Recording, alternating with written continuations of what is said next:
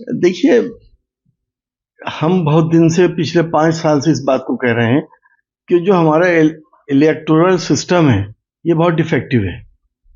EVM पे हमें भरोसा नहीं है और जो हमने प्रपोजल दिया था जब मैं पार्लियामेंट में था कि वीवीपैट की पर्ची वोटर के हाथ में आए और बराबर में रखे हुए बैलेट बॉक्स में पड़े और ईवीएम भी गिनी जाए, 100% वो बैलेट बॉक्स भी गिने जाए, एक उसमें पारदर्शिता होती, ट्रांसपेरेंसी होती, तो सारे शक व शुबहत दूर हो जाते।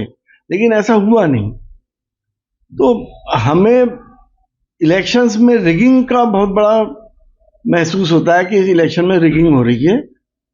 सेट कर लेते हैं कि हमें बड़ी स्टेट, जैसे आपने देखा महाराष्ट्र में किसी ने नहीं सोचा था कि इस तरह का रिजल्ट आएगा कि वो 200 से ऊपर सीट लेके जाएंगे और महाअगाड़ी सिर्फ 50 पे रह जाएंगे। ये तो किसी ने सोचा ही नहीं था।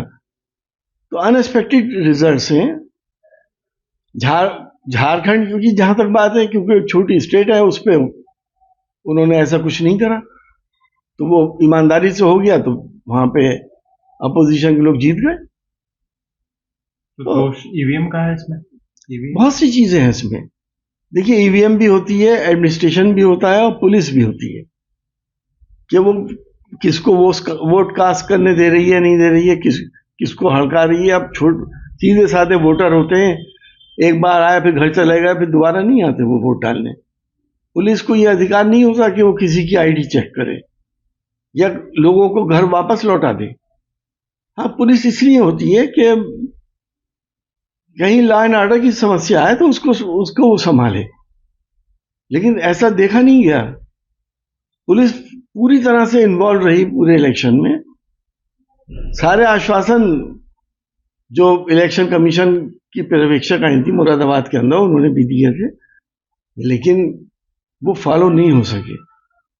तो हम कैसे यकीन कर लें इस सिस्टम को? आज के दौर में जहां हर चीज ई बैंकिंग हो रही है, राशन बट रहा है तो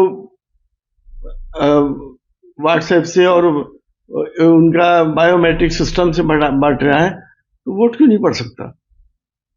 ई वोटिंग भी तो हो सकती है।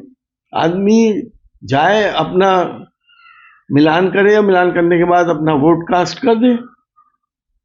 उसमें ना तो फेक वोट पड़ेगा और ना ही कोई बेईमानी के चांसेस हैं। जिस आदमी को बायोमेट्रिक सिस्टम बताएगा ये सही है तो सही है। तो हमारे यहाँ बहुत डिफेक्टिव सिस्टम है और इसे हम सबको, अगर अपना लोकतंत्र बचाना है, तो इस सिस्टम को चेंज करना पड़ेगा। योजनाएं तो बहुत जगह थी, वहां तो क्यों नहीं हुई प्रभावित?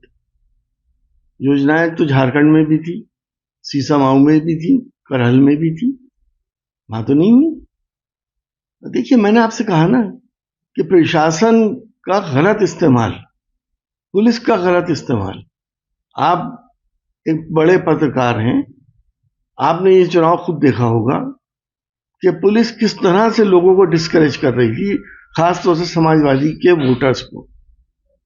हमें पोलिंग वाले दिन ये महसूस हो गया था कि हमारी बहुत बुरी हार होने वाली है। कह रहे हैं कि अब कोर्ट के रुख भी करेंगे प्रत्याशी का कहना है समाजवादी पार्टी की। कोई फायदा नहीं है। 2 साल के लिए एमएलए ये है, कोर्ट के अंदर तो बरसों निकल जाएंगे केस चलते हैं।